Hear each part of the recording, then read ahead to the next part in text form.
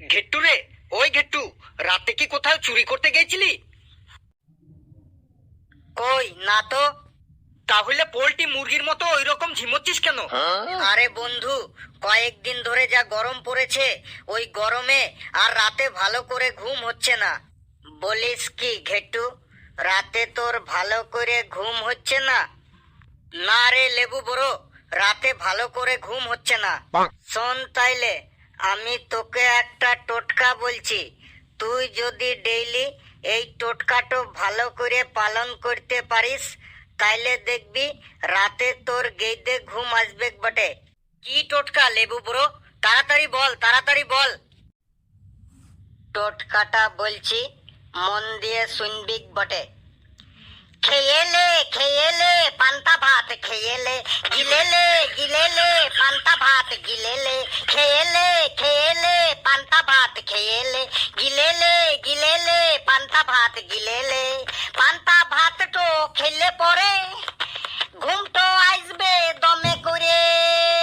পান্তা ভাতটো খেলে পরে ঘুমটো আসবে দমে করে। খেয়েলে খেয়েলে পান্তা ভাত খেয়েলে, গিলেলে গিলেলে পান্তা ভাত গিলেলে, পান্তা ভাতটো গিলে ফেলো, যত খুশি ঘুম মারো। সাথে কাঁচা লঙ্কা হইলে খেতে আরো লাগবে ভালো, কাঁচা কাঁচা পেঁয়াজটাও। ভাত খেয়ে শুয়ে পড়ো, নাক ডেকে ঘুম মারো, জাগাইতে পারবে না কেউ। খেয়েলে খেয়েলে পান্তা ভাত খেয়েলে, গিলেলে গিলেলে পান্তা ভাত গিলেলে। এই ক্লাসের মধ্যে কে আবার পান্তা ভাত নিয়ে এসেছে রে? কে ক্লাসে পান্তা ভাত নিয়ে এসেছে?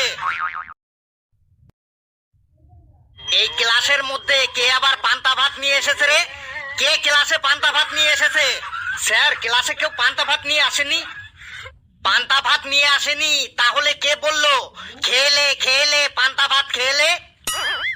স্যার, ওই ঘেট্টুর রাতে ভালো ঘুম হয়নি তো, তাই ওই লেবু ঘেট্টুকে ভালো ঘুম হবার জন্য টোটকা বলছিল। লেবু, তুই আবার টোটকা জানিস নাকি? ওই স্যার একটু আধটু জানি বটে। আমি তো তোকে প্রথমে ভাবতাম তুই শুধু উচ্চ স্বরে বিকৃত ভাবে সঙ্গীতই পরিবেশন করতে পারিস। এখন তো দেখছি তুই টোটকা টোটকাও জানিস। তুই তো দেখছি একটা মাল্টি ট্যালেন্টেড প্রাণী। সবই আপনাদের আশীর্বাদ বটে। আশীর্বাদ নাকি একটু পরে বুঝবি। এই তোরা সবাই বসে পড়। স্যার, আপনার হাতে ওইগুলো কি? এগুলো তোদের পরীক্ষার খাতা। তোরা সবাই চুপচাপ বস। খাতাগুলো আমি চেকিং করে এখনই তোদের দিয়ে দিচ্ছি।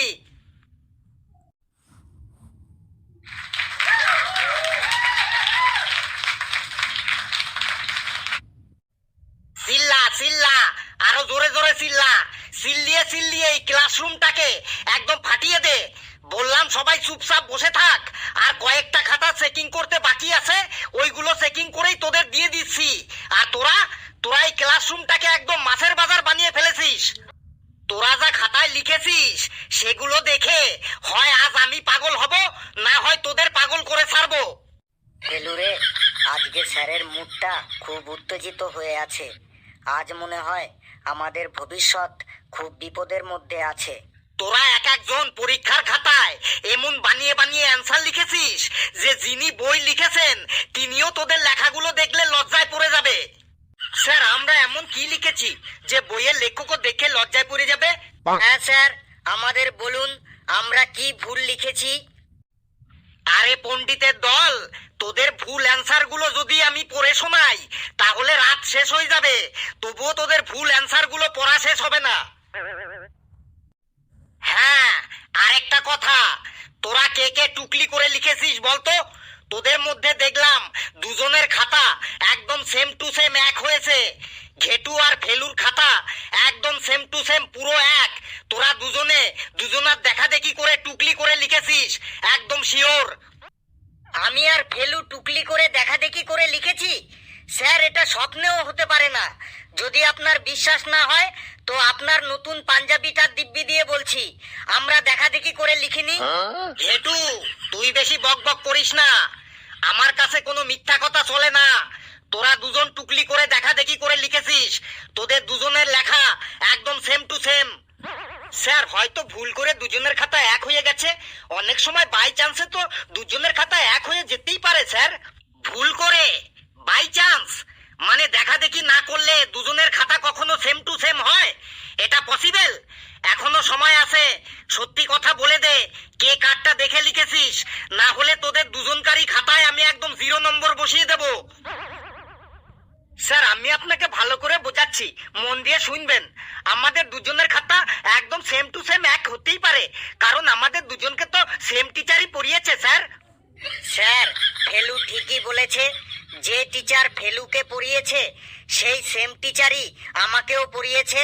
স্যার একই টিচারই আমাদের দুজনকে পড়িয়েছে, আমরা দুজন একই রাইটারের বই পড়েছি, তারপরে আমরা দুজন একসাথে পাশাপাশি বসে পরীক্ষার জন্য প্রিপারেশনও নিয়েছি, তাহলে পরীক্ষার খাতাতে তো আমাদের দুজনের লেখাগুলো সেই একই হবে স্যার, এতে আবার পসিবল না হওয়ার কি আছে স্যার?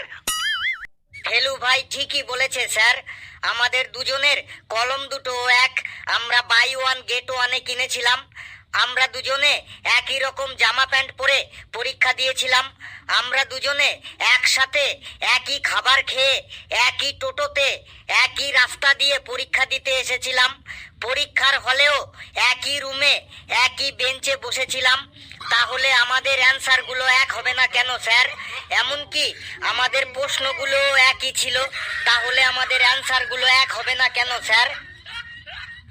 ঠিক আছে, মানলাম তোরা একসাথে এক খাবার দাবার খেয়ে একই জামা প্যান্ট পরে একই টোটোতে একই রাস্তা দিয়ে একই রুমে একই বেঞ্চে বসে একই কলম দিয়ে একই প্রশ্নের অ্যান্সার দিয়েছিস, কিন্তু তোদের দুজনের খাতাতে ভুলগুলো সব এক হলো কি করে? ফেলুর যেখানে ভুল হয়েছে ঘেটুরও সেখানে ভুল হয়েছে, এটা কি করে পসিবল আমাকে তোরা বোঝা। স্যার এটার জবাবও আমি আপনাকে দিচ্ছি, আমরা দুজনে একসাথে একই জায়গাতে টিউশন পড়তে যাই, হয়তো টিউশন টিচার আমাদের দুজনকে ভুল পড়িয়েছে, তাই পরীক্ষার খাতাতেও দুজনারই সেম টু সেম ভুল হয়েছে। স্যার ফেলু ঠিকই বলেছে, আমরা দুজন এক জায়গায় টিউশন পড়তে যাই। তার মানে তোরা দুজন দেখা দেখি করে লিখেছিস, আবার আমার হাত থেকে নিজেদের বাঁচার জন্য দুজনা সাফাইও দিয়ে যাচ্ছিস, তোরা কি আমাকে বোকা পেয়েছিস? না স্যার, এরকম কোনো ব্যাপার নেই, আপনি শুধু আমাদেরকে ভুল ভাবছেন স্যার। আচ্ছা ঠিক আছে, তোদের আমি দুজনকে আলাদা আলাদা রুমে বসিয়ে আবার তোদের পরীক্ষা নেব, তাহলেই বোঝা যাবে দুধ কা দুধ আর পানি কা পানি। না না স্যার, সেটা একদমই সম্ভব নয়। কেন সম্ভব নয়?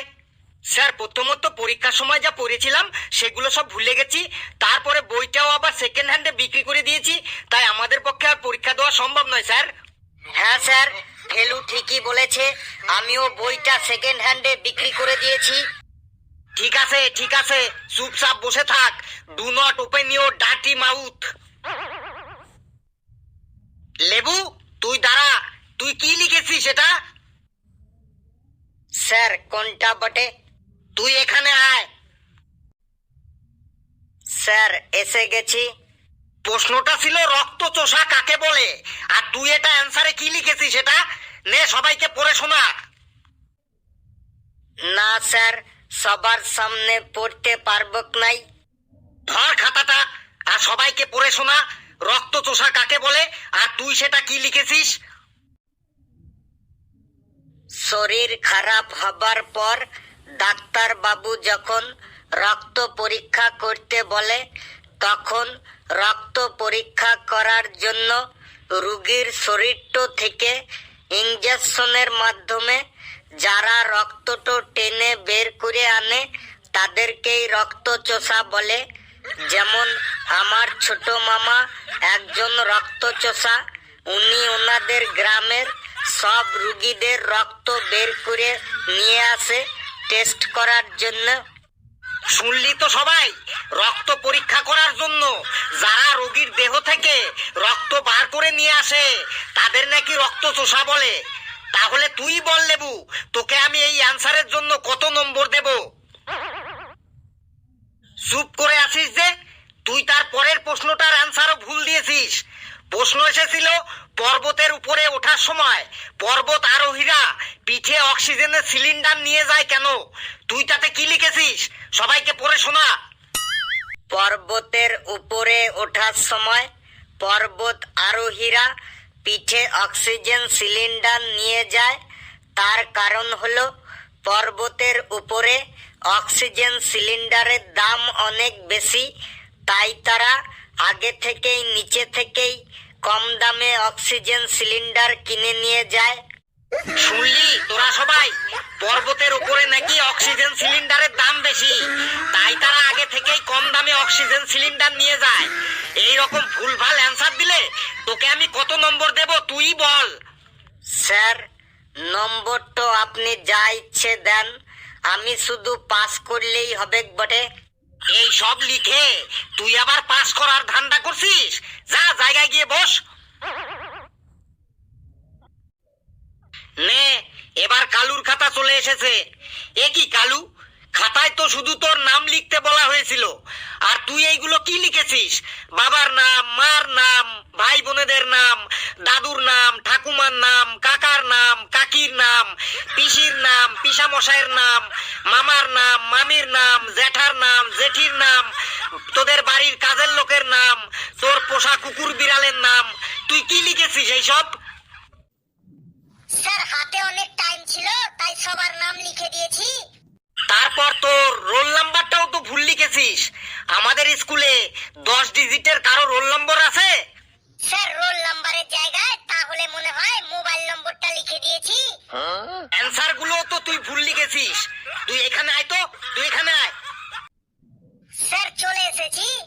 প্রশ্ন এসেছিল কয়েকটি হেলদি খাবারের নাম লেখো, যে খাবারগুলো খেলে পেটে কখনো গ্যাস অম্বল হবে না। আর তুই অ্যান্সারে এগুলো কি লিখেছিস? নে, সবাইকে পড়ে শোনা।